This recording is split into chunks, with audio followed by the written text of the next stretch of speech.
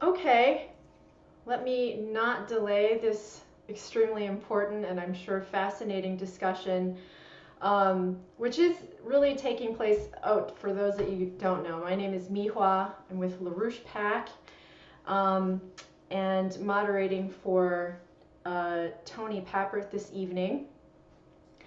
And the context in which this discussion is taking place is truly remarkable and very dynamic. As we know, this past week we've had major victories in terms of backlash against our enemy's agenda. The victory in Virginia.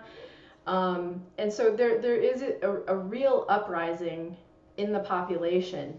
And we are dedicated to arming the population with the kinds of ideas that will ultimately allow us to win this war in and over this imperial machine, which has really dedicated itself to trying to brainwash the population to think that slavery is a good form of economics. We have a very different idea of that, of economics specifically, centered around the American system, of which we'll be hearing tonight from Tony. So I think with that, I will just hand it over to Tony, let the discussion get rolling, and see what people have to say and think about it. Terrific. Thank you, Miwa. As Miwa was alluding to, last Tuesday's election was a great victory for us, which gives us a greater responsibility. And to first, on one level of the victory and what it means, and this has been laid out recently by Susan Kokinda and others of our organization, it means that you can no longer say, I'm not going to bother with elections, the vote will be stolen.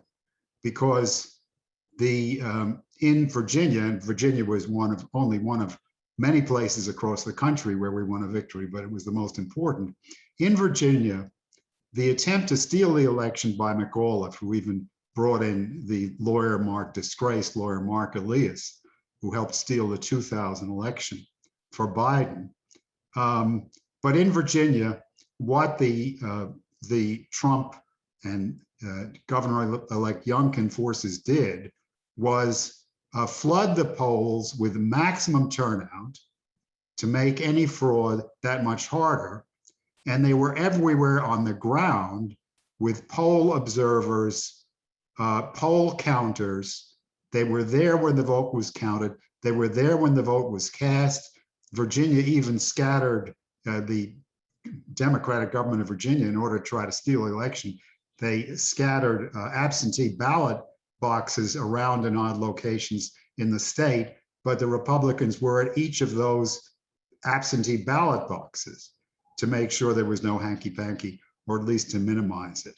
So if we turn out in massive numbers, if we provide the staff, the manpower to oversee the votes, to oversee the election, to prevent fraud, if we have lawyers on call, if needed, which again, the Trump forces did here in Virginia, then we can win the election. So there's no longer an excuse of saying, don't vote, it'll just be stolen. But it's even more important, I think, in terms of the turning point we're at. I mean, the future will hold both further wins and unfortunately losses. Many Americans are suffering terribly already. But look back to what it is the enemy fears about President Trump. His courage and his clarity. And the reality is, and I think many of you realize it, that if the Trump base had shown anywhere near his degree of courage and clarity from 2015 or 2016 through 2020, he would be still president today, and he would have gotten a lot more done than he did in the face of the total sabotage of the deep state.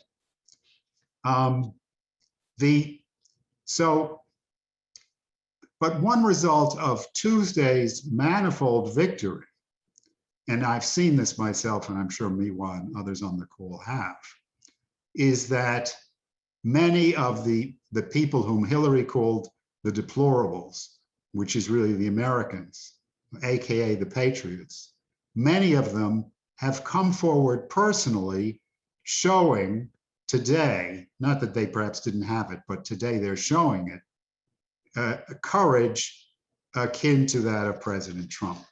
And our effort today will be to help confirm you in that courage, and especially for today's discussion, that clarity. And let me just say, by way of parentheses, that there's no mystery about what CRT is, critical race theory. And contrary to all the lies, critical race theory was, and in fact today still, because the people haven't been disciplined and replaced, is being taught in Virginia schools and a lot of other schools. And what it is simply racism, racial division inculcated by the British Empire as a means of control. It's no mystery. That's what it is. It's very old.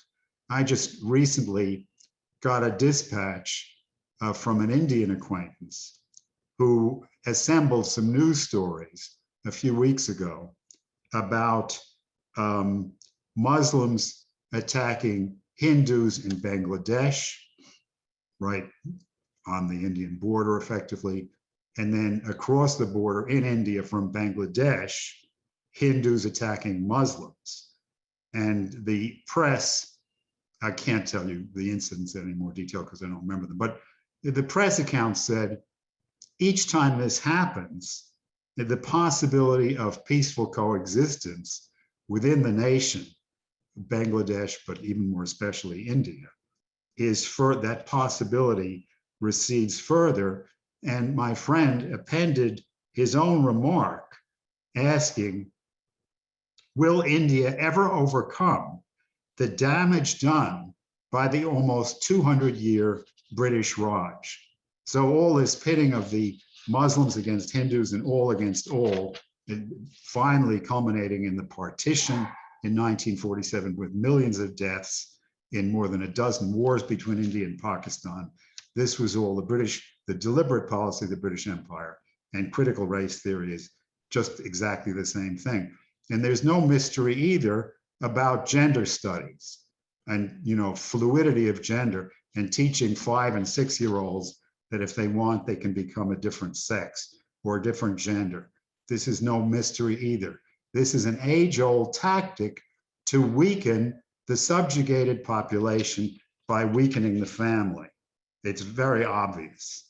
If you want to look at the best statistics I could find on chattel slavery in the US, it appears that by the time slavery was ended after the Civil War, the last slaves of age 19 and lower, only 50% were raised by two parents in intact families. So, the families had been destroyed. And we could go on into how that was done, but that's secondary from our point of view. The family was destroyed to destroy the resistance of the population. Only 50% of young slaves at age 19 were living with their own two parents. The current figure, of course, because the family is being destroyed in the US, as we've discussed, the current figure of the US Census Bureau for 2020 is that of youth below 18, 70% were living with both parents. So that's just to, as again, say parenthetically, that critical race theory, gender studies, they're not new, they're very old, they're instruments of this empire to control us and subdue our resistance. And as I've been saying, really, or already implied, I mean, what is now called by many the ruling class or the globalists is actually the British Empire and its adherents in the US and in many other countries. And their problem, the terrible problem with President Trump, whom they hate and revile and so on, began just about 250 years ago with the American Revolution. They could not believe, nor could they accept, that the world's most powerful military force had been defeated by a few farmers and merchants in a faraway country, fighting in behalf of a new idea, which was the American idea. Now, the idea of the sovereign republic, like our own, of course, is much older. It's older than Plato, but ours was the first nation founded to be a sovereign republic in the Platonic sense. But after the failure of the French Revolution, shortly after our own, our country was alone, without allies, in the face of the worldwide British Empire. And our battle with the British Empire ebbed and flowed throughout the 19th century. But again, much more than I could say in this context. But jumping to the 20th century, a key turning point was the death of Franklin Roosevelt, as World War II was still being fought, although the conclusion was no longer in doubt. His successor, President Truman, followed the British lead, and our nation was subverted, but from that point onward, by British influences through numerous channels, what we call the secret government, the intelligence agencies, through Wall Street, through the other financial center in the city of Boston, which was also in the British pocket.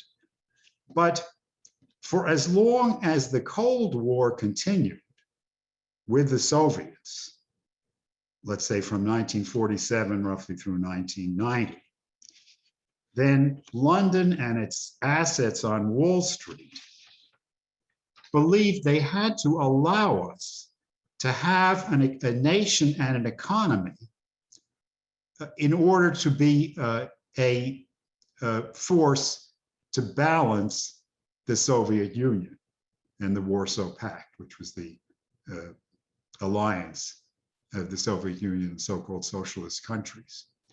With the end of the Cold War, that ended. The British Empire no longer found it necessary or convenient to have a functioning nation state in the United States or other nation states, or a functioning nation state economy. And this circumstance was dubbed by Francis Fukuyama, idiot savant, as the end of history. So I have a sequence of discussion by Lyndon LaRouche on the end of history and what it signified.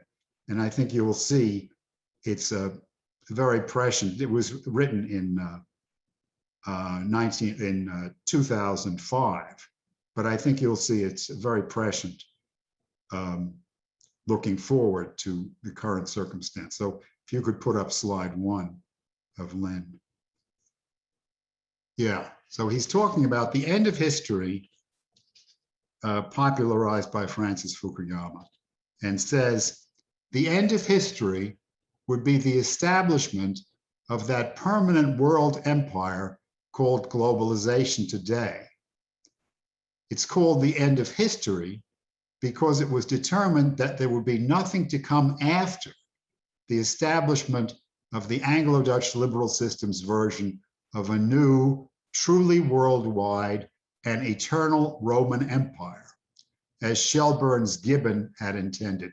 Gibbon wrote under Lord Shelburne, who was basically the chief British imperial honcho, a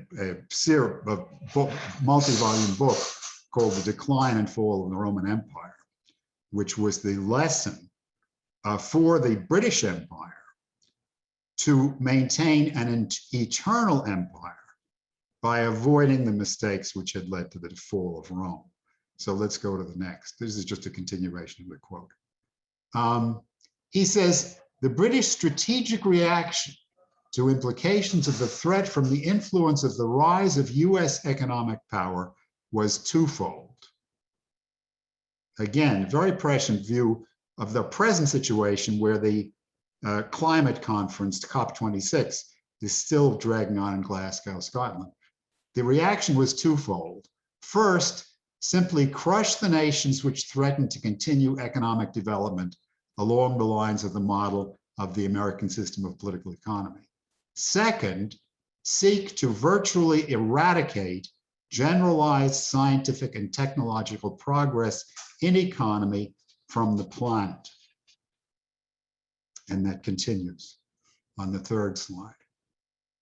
He says, 2 world wars were the expression of the first alternative, that is, to crush all nation states which might follow the American model or the American system. And particularly this was to crush Germany, France, and Russia. The 2 world wars were expression of the first alternative. The spread of the we have to go back, I think. The spread of the wild-eyed cult of the so-called environmentalist movement has reflected the choice of the second alternative. And that's it for Lynn right now. So you see what he's saying. The end of history, well, I mean, I'm just expanding on what I just read, and perhaps that's needless, but the end of history is the perpetual British Empire. How do you secure it? You crush the nation states for which the British have used 2 world wars. And finally, and particularly this, they felt they had the go-ahead to do this after the end of the Cold War, you snuff out scientific technological progress through the global environmentalist movement. So this was the plan of the British Empire, and Trump spoiled their game, and they're furious. They're never going to overcome their fury at Trump, whatever happens to him. They cannot forgive him because he threw a spike in the machine. He stopped this plan. He fought to restore the American system. And of course, he has been the only world leader ever to walk out of the genocidal Paris Accord, hence their rage. The British and their toadies are furious at Donald Trump. And of course, as he says, really, they're furious, as Donald Trump says, they're furious at me, but really at you, the American people, because Donald Trump represents the American reflex or the continuing outlook of the American system, of our Constitution and our Declaration of Independence after almost a quarter of a millennium, and after so many things have been done to bury the American system and bury all memory of it. It's back again as an opponent of the British Empire, and it's not in a mood to be crushed, as you see from last Tuesday, if there was any doubt about that. So now, that having set the stage in that way, let me turn to the current economic crisis, which is worldwide and also American. We're deep into an economic crisis caused by globalization, or precipitated, perhaps I would say, by globalization, as LaRouche predicted in 2005, for just this period, that although the crisis may get as bad in human terms, unfortunately, as 1929, it's not 1929. And it may get a lot worse than 2008, but it's not 2008. It's a different kind of crisis than 1929 and 2008. And as I once went through this briefly earlier, LaRouche predicted this crisis in 2005, and that would be slide 4, i.e. the next slide of Lynn. The globalization well, let me preface this by giving it some context. He said that in this writing, Vernadsky and Dirichlet's principle, which I did a whole class on earlier, he said that the outsourcing as a part of globalization, outsourcing of US manufacturing to Asian and other countries is not merely a substitution of cheaper labor. It also really strangles innovation by moving production away from design and engineering. It further, of course, has laid waste to the entirety of the United States between the Allegheny and the Rockies, precisely the area which we spent the 19th century populating, industrializing, building advanced agriculture. It has turned this into a rust bucket. So all these have been results of globalization, mandated, really forced through by the British Empire since roughly 1971. But it's had another effect, which is that the financiers have seen no need to maintain infrastructure, transportation, water, power production, among others, in the United States in the advanced sector, having moved so much of our manufacturing abroad and condemned our working class to in many cases, deaths of despair or unemployment and poverty. At the same time, they have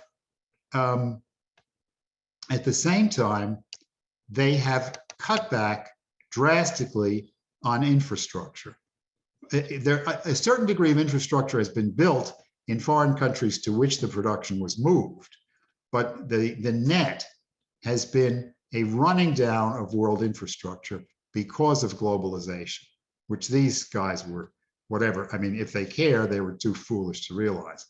So he's saying the infrastructure has not been replaced, and then he goes on to say, since the useful physical lifespan of much of basic economic infrastructure on which modern life depends runs in the order of between 1 and 2 generations, the nearly 4 decades, this is in 2005, so again, he's talking roughly 1975, the nearly 4 decades of increasing neglect of replacement or repair of basic economic infrastructure has brought much of the world, North America and Europe most notably, to a much lower level of production potential than during the 60s. Under globalization, our infrastructure has been degraded, has run down. Our power production, as you see with all the blackouts and brownouts, they've experienced them in China, we're experiencing them here in Texas, in California, and so forth. You see the form of the physical breakdown crisis is what people call a supply chain crisis, but it's not a supply chain crisis. That's just the most obvious level of the physical breakdown. The supply chain crisis represents a breakdown of infrastructure. So next slide, if I could. Yes, so this is just a sentence which immediately follows. He says, now, 2005, unless there is a sudden drastic shift back to heavy investment in basic economic infrastructure, the apparently slower long-term decline in economy experienced during recent decades will soon be jolted by a relatively precipitous rate of physical decline, even a collapse. So he says this turnover cycle is 25 years. He's writing in 2005. And now, 16 years later, we have the so-called supply chain crisis, which was not caused by COVID. It was precipitated, it was exposed by COVID.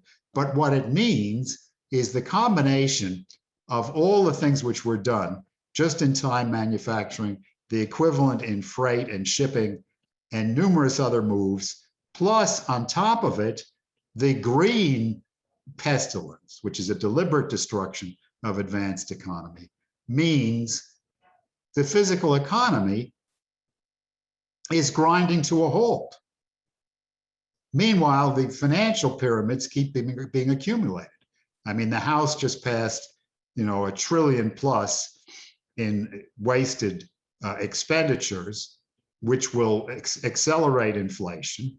The Federal Reserve is doing quantitative easing to the effect of, I think, I don't remember the figure anymore, but to the level of billions per month, maybe 150 billion per month. So monetary and financial assets are being puffed up. Meanwhile, the physical economy is coming to a halt. And if you look it up on the so-called supply chain, which is just a euphemism, nobody knows when that's going to end, if that's going to end. Yes, COVID helped precipitate it, but it was there all along waiting for it to happen. So therefore,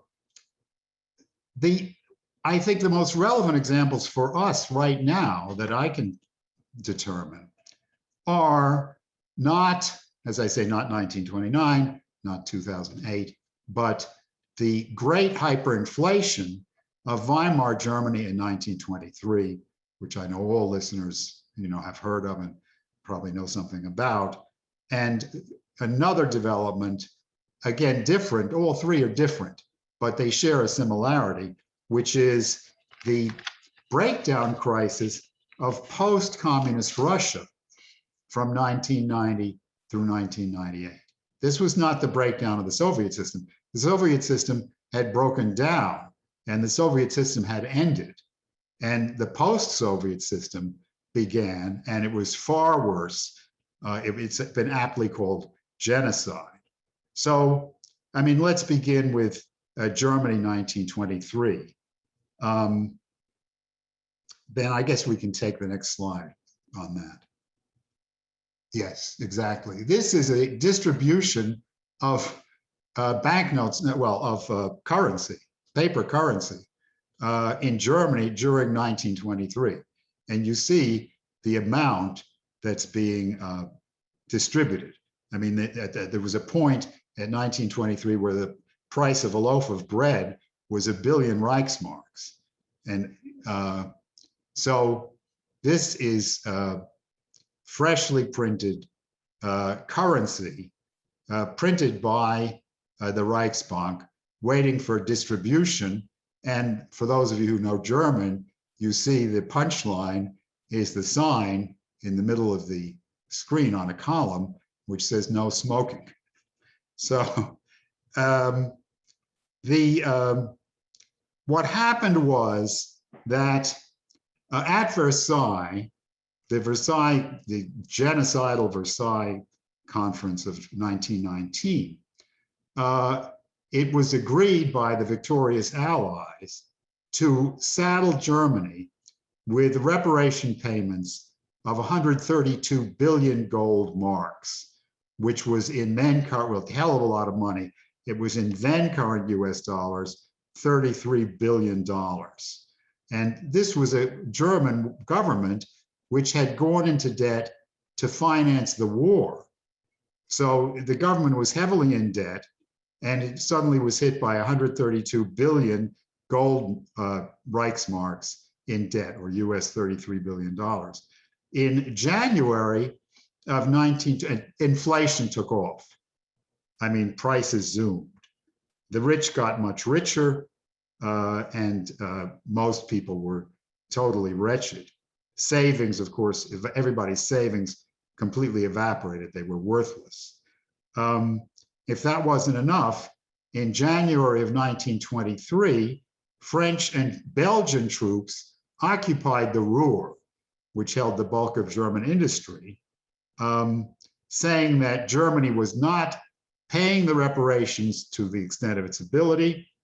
Britain didn't participate, just stood behind the scenes in this, that Germany was not paying the reparations to the best of its ability, and that they would seize, in the form of coal and steel and whatever other goods were being produced, the reparations in kind by occupying the German industrial heartland, which they did.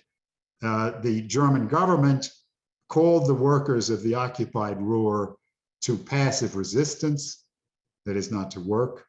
So German industry came to a halt, and the government continued to print money. So let's go to the next slide.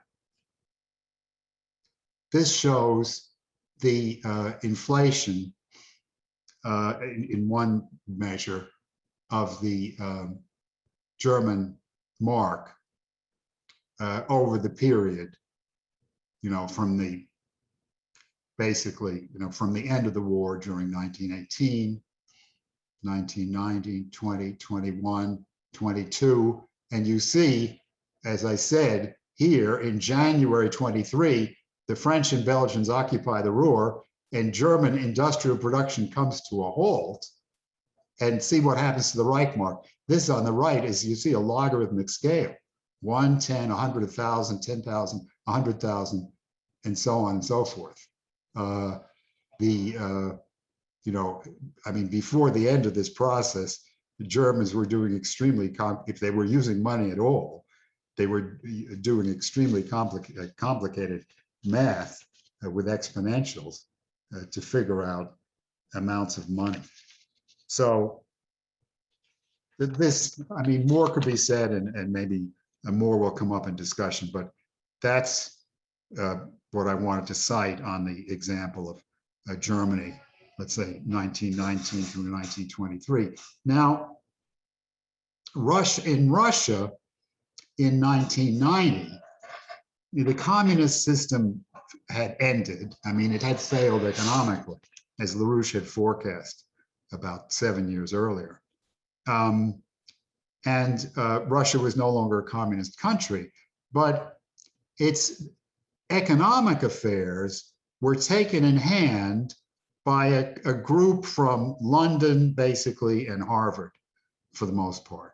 You had Margaret Thatcher, her advisor, Sir Keith Joseph, and then you had Larry Summers at Harvard and Jeffrey Sachs working with Summers.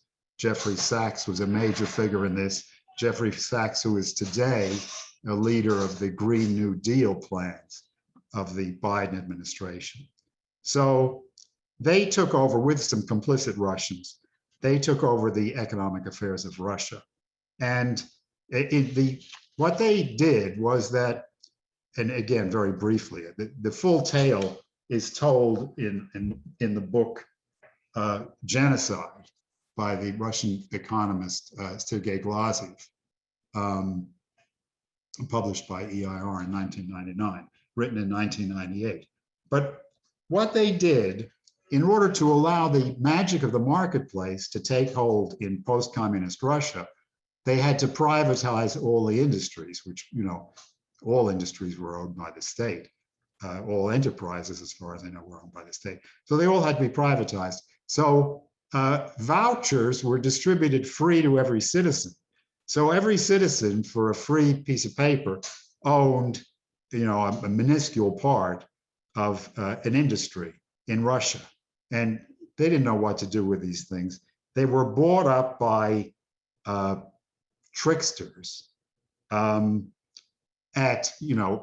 nothing, and ultimately sold and resold for 10 times, 100 times, even 1,000 times the original valuation. And many were bought and sold and resold by the actual British and US advisors who were advising the whole process, and their spouses.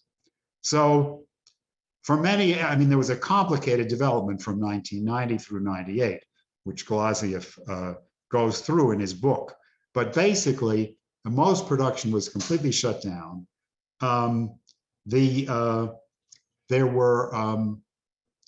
was enormous monetary emission and emission of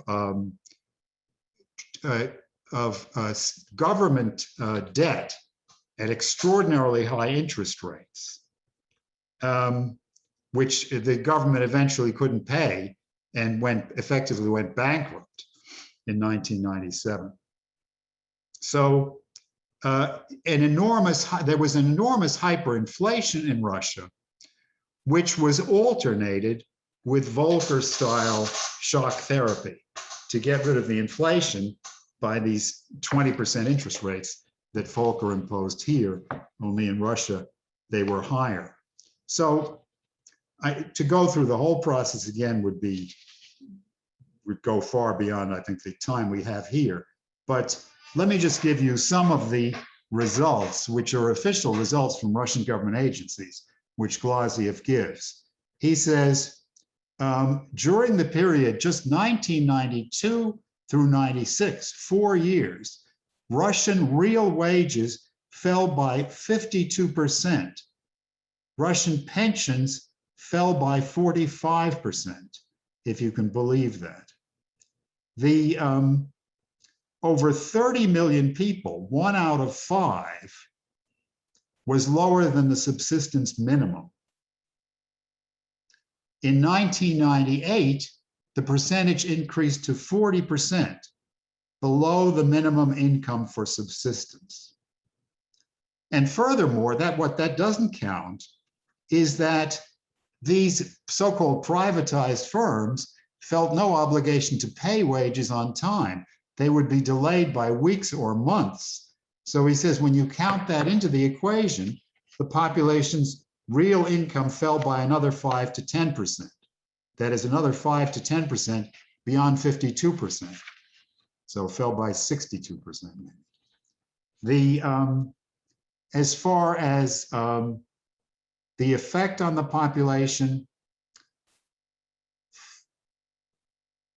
mortality from poisoning with low-grade alcohol, including imports, tripled from 1993 to 97.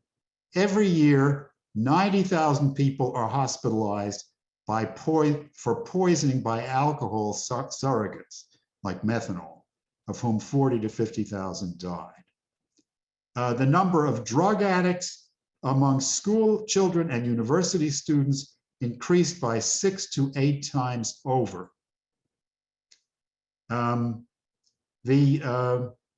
Tuberculosis grew by 1.7 from 1990 to 1996. Syphilis grew 40-fold. Drug addiction grew 5-fold. Alcohol psychosis grew 5-fold. Poisonings doubled. AIDS began to spread. The number of AIDS victims increased 8-fold in 1 year, 1996, and continued thereafter to increase 8-fold every year. In 1997, the number of newly diagnosed HIV tripled by comparison with 96, exceeding the number of HIV infection cases diagnosed in the entire preceding decade by a factor of 1.6. I mean, the Russian population began to dramatically shrink. I mean, the most revealing thing is the life expectancy. Life expectancy for Russia fell below 58 years for men and below 70.5 years for women, and with several areas of the country worse. The shrinkage of the Russian population indicated a half-life of 60 to 80 years. That is, half the population would be, Russia would be at half its population after roughly 70 years.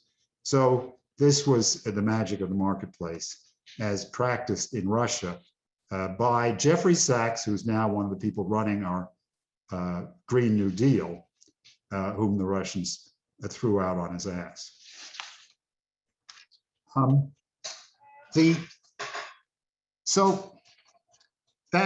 Okay, I mean, that's what I can indicate about the sort of crisis we face. Not 1929, not stagflation. I should have perhaps said that before, but this is being compared with the stagflation of the 1970s with the oil price increase, other price increases, and so on. But this is not stagflation. This is totally different because in the 70s, during this period of stagflation, we had an industrial base in the United States. We had factories, we were producing things, we had some level of infrastructure, relatively speaking, much more than we have now. So it's not a valid comparison with the stagflation of the 1970s, Carter, and so on and so forth. That's not what's going on now. It is much more akin, as I say, to the Germany 1923 and Russia 1990 through 98 situations, of which I've given at least some indication. Now, as our resolution says, we have to re-industrialize the United States, re-Americanize the American economy. And a major leading way to do this is, as LaRouche's quote might indicate, if you look at it that way, the leading way to do this is to build infrastructure, not merely what we should have, what we had, and nor what we had updated, but what we should have for the future. As Lynn says, a half-life of infrastructure for 25 to 50 years. So build infrastructure, water, power, and transportation for the next 25 to 50 years.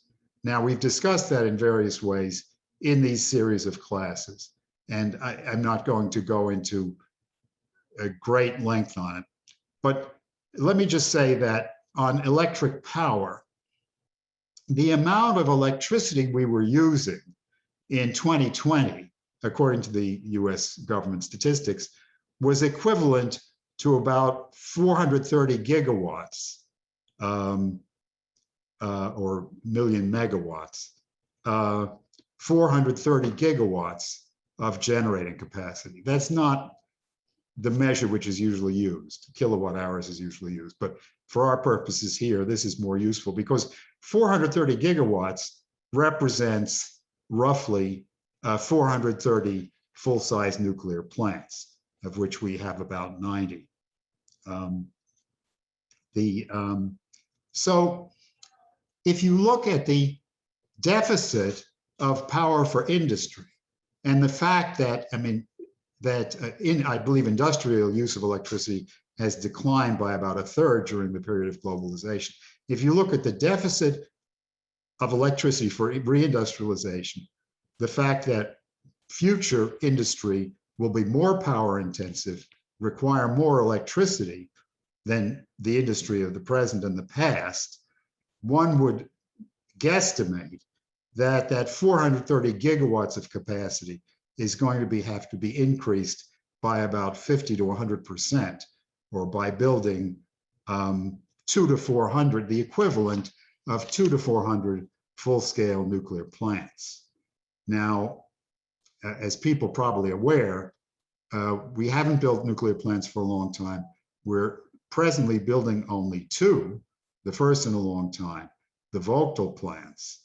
And since we haven't done it so long, and for other reasons, they're way behind schedule, as Brian Lance went through with me. We lack most of the parts, which have to be imported, not made in this country. And the plants are way behind schedule, but at least by building two, we're centralizing, bringing together, training a certain amount of labor and management experience for nuclear.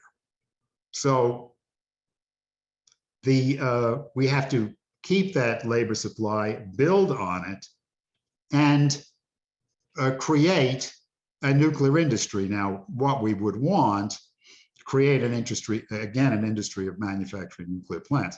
What we would want is standardized, simplified nuclear plants to allow for more rapid construction.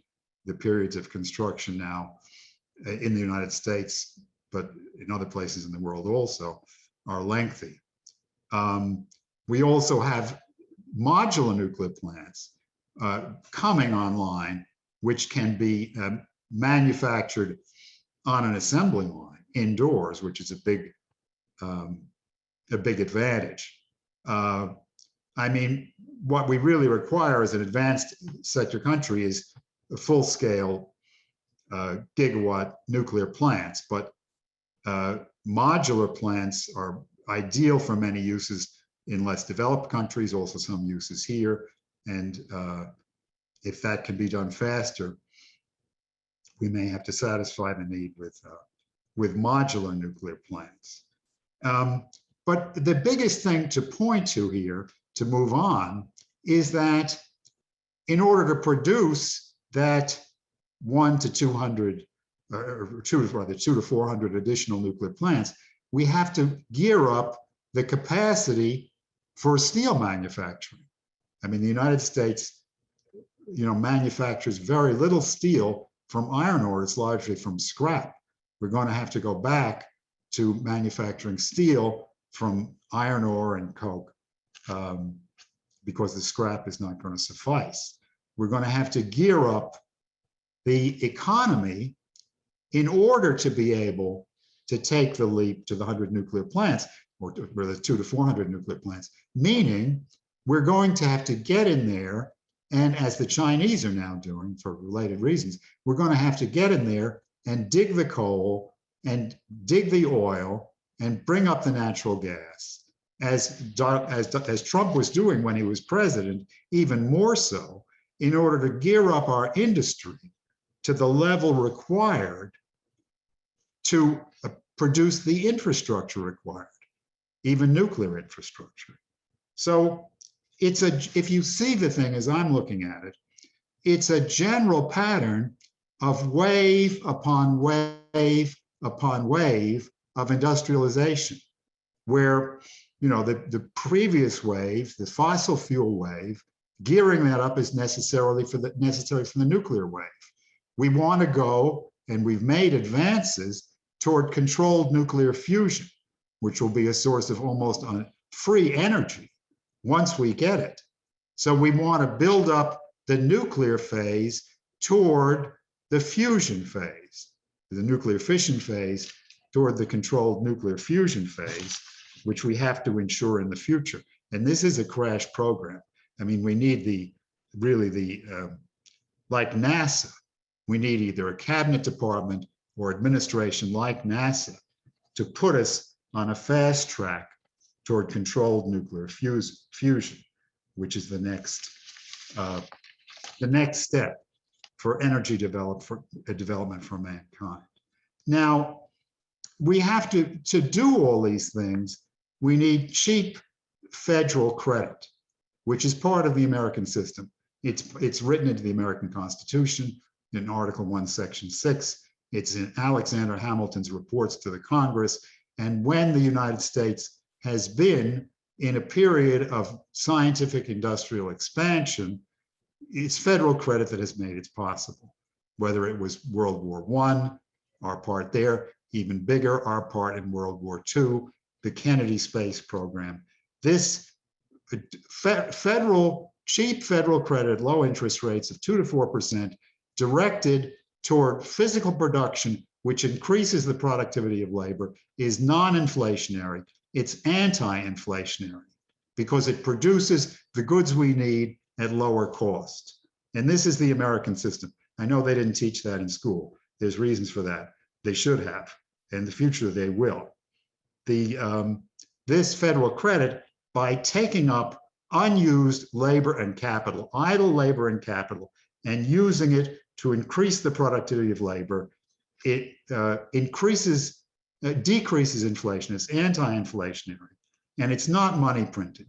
Where does the credit? The credit exists in the form of the goods, the steel, the ingots, the castings, and then the wages of the people making these things. It's not money printing, which is what the Fed does. I mean, other steps we should do, and of course, these have been done before, as recently as the Kennedy administration, investment tax credits for, again, investment in technologically more advanced capital, which increases the productivity of labor, accelerated depreciation, the same thing. We have to use Glass-Steagall and other means to de-inflate asset bubbles while protecting the citizens, and we need other reforms to definancialize our economy.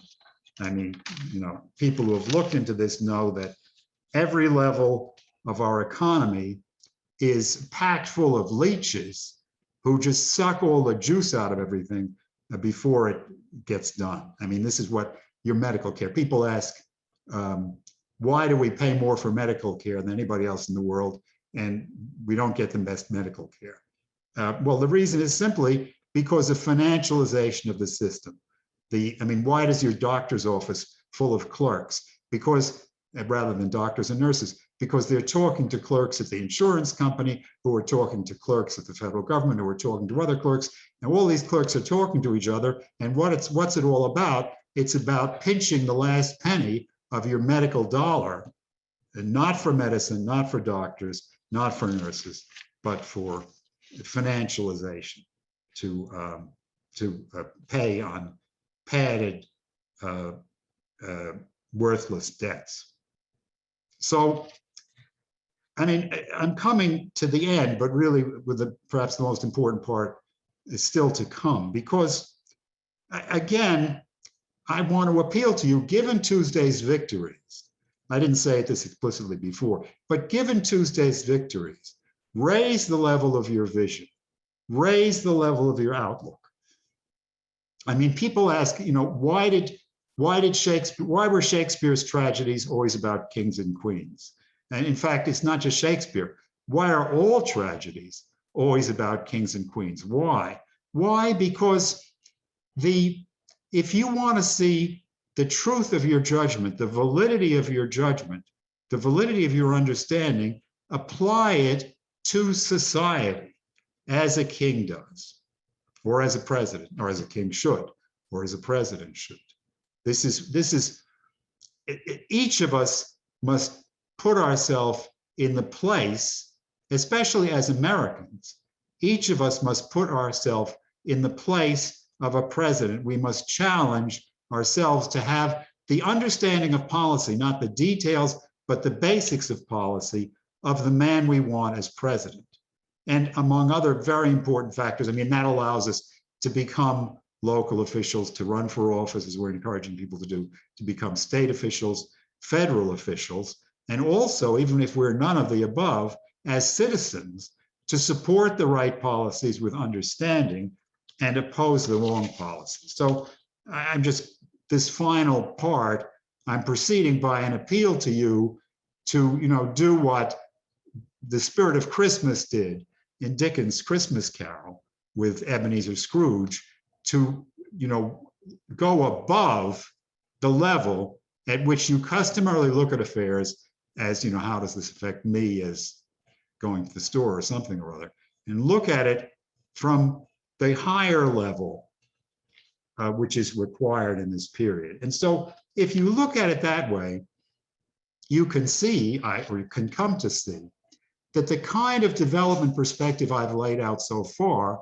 to overcome the depression, which we're, in, or I would say we're in a form of depression right now. The development which I laid out to overcome the depression is incomplete, at least in one important respect, that it calls for a buildup and mastery of the current, what Glasieff and others in his tradition call the current capital cycle, involving, for instance, nuclear power, computers, and then, the movement toward fusion power, if you like. So it's saying, build up the current capital cycle, but that's not adequate. The leading edge of what we do has to be to leapfrog to the next cycle of science, technology, and industry. Leapfrog over the current cycle, which I've described, to the next cycle of science and technology and industry. Now, what is that next cycle? As LaRouche has laid out for many years, I think since the 1970s, the next cycle is the cycle which is characterized by man's expanding mastery over the solar system. Or more immediately, it begins with the Artemis program of President Trump to return to the moon in 2024, to industrialize the moon as the means to begin a process towards the colonization of Mars. Because what we want to do, as LaRouche has laid out many times and very beautifully and vividly, what we want to do is produce in factories on the moon much of what we will use to get to Mars, to colonize, to explore first, but then eventually, within some decades, to colonize Mars. So this is the coming next capital cycle, which we must, as I say, leapfrog to. Obviously, it involves, space travel and everything that goes with that. It involves, for exploration and colonization of the solar system, what LaRouche called the second generation of fusion power. The first, we're just beginning to move toward, and this requires the second generation of fusion power. It requires a deeper mastery of biology, because we expect to create a biosphere on Mars, or certainly to create a lot of living material. But the most ambitious plans call for terraforming Mars, which basically means to systematically change the planet so it can support life, so it can support a biosphere, assuming there's not life there already. But in that case, we would want to modify and improve the life which is already on Mars, if it is. So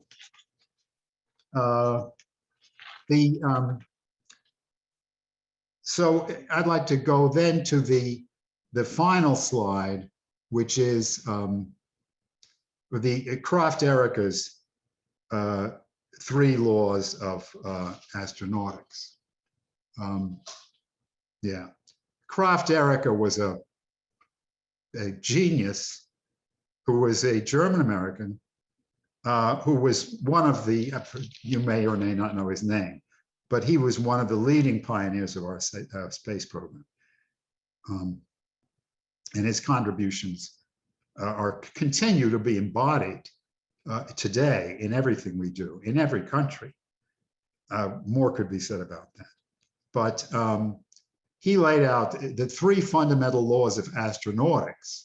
As the first law, nobody and nothing under the natural laws of this universe impose any limitations on man except man himself, contrary to the Paris Accords and COP26. Second law, as he well knew, I mean, he was in a fight with these green monsters throughout his life. Second law, not only the Earth, but the entire solar system and as much of the universe as he can reach under the laws of nature are man's rightful field of activity. Third law, by expanding through the universe, man fulfills his destiny as an element of life, endowed with the power of reason and the wisdom of the moral law within himself. So let me just close with the following consideration. I mean, for some, what I've laid out will raise the question, which is frequently raised: can we at peacetime, which thank goodness we are, at least mostly, can we during peacetime achieve the kinds of crash programs and scientific breakthroughs which in general we associate with wartime, like the Manhattan Project, radar, penicillin, all these things, which were done on a crash basis for the purpose of winning a war. Now, so I mean, let's address this question. It seems to have validity since, with some exceptions, these periods of great scientific, technological, industrial breakthrough have been periods of war. But why is that at least in recent history? This was not always true. But why is that the case? I mean, is it because the citizenry opposes scientific and technical and industrial progress and will only accept it at the price of not being defeated at a war? I mean, that doesn't seem very reasonable. I mean, surely, if you move the question of war aside, which is war is hell, as one of our well-known generals said, if you move the question of war to one side, as scientific and technological progress, man's creativity, the unleashing of this creativity in advantages for present and future humanity, and not only in their material life, but in their thinking, in their spiritual life. Surely this is the best thing that one could imagine. You don't have to be bribed by the fear of defeat in war to love progress, scientific, technical progress, industrial progress, progress in the conditions of life of children in the future.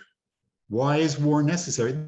See, you see the causality is a bit mixed up here. What really has happened, most notably, let's say in the 20th century, is that Wall Street, with some exceptions, lawful exceptions, would only permit massive scientific technological advance under wartime conditions. I mean, in fact, even under wartime conditions, they opposed it. I mean, Roosevelt said, look, before the war, he said, we have to have an aluminum industry. And Wall Street said, to hell with you, we don't want it. We're not going to have an aluminum industry. So he took, like I said, government credit. He set up an aluminum industry because it was needed. They had to like it or lump it. It was a question of bringing in the United States again to save Britain from defeat and conquest by Germany. So they had to go along with these things. Come peacetime, come Normandy, when the war was clearly won in principle, Wall Street would not permit these things anymore until the height of the Cold War. Again, war, but a different kind of war, a Cold War. Scientific technological progress was permitted. Then the Soviet Union collapsed, and now we have, as I began the show, now we have the green pestilence, and we're told that we're no longer allowed to have scientific progress. We're going to go back to the caveman level. We're going to burn shrubs for, and cow dung to boil our rice, and no more scientific technological progress. So you see, I think, if I've made myself at all clear, you've seen that there is a relationship between war and great scientific technological breakthroughs, but the relationship is a bit more complicated than people assume it is. So, I mean, the reality is, we're going to shove it to Wall Street. We're going to get them out of the way. We're going to shut it down. And the British Empire, we're going to take over this government, and the British Empire is going to be on the way out. It's going to go. It'll be no more. After all these years of empire, because it wasn't just the British, before that was the Roman, there was the Persian Empire, the Babylonian Empire, the world system of empire. This will be finished after we take over. So, and there will be these artificial limits on man, of which Kraft-Derricka spoke in very eloquent terms in his 3 laws, will be removed. So, as I said, Tuesday, and I've gone longer than I had wanted, but at least I'm now done. Tuesday was a great victory. It demands a lot of us. And I know I've demanded a lot of you during this talk, and I look forward to what you have to say.